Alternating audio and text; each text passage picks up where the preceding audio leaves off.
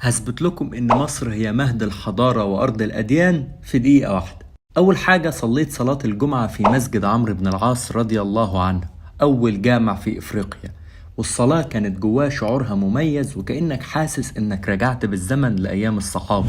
وبعدها اتجهنا لحصن بابليون اللي بعد السيطرة عليه بدأ انتشار الإسلام في مصر. ولو مستغرب التيشيرت اللي انا لابسه فخليك للاخر وهتعرف ايه ده. وبعدها اتجهنا للكنيسة المعلقة واللي تم انشائها على برجين من ابراج حصن بابليون، وتبعد عن مسجد عمرو بن العاص حوالي 200 متر بس.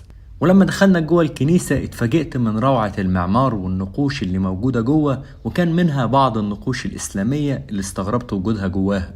وبعدها شفنا خريطة لرحلة العائلة المقدسة من بيت لحم في فلسطين إلى أسيوط جنوب مصر، هروبا من الاضطهاد الروماني لسيدنا عيسى عليه السلام والسيدة مريم العذراء.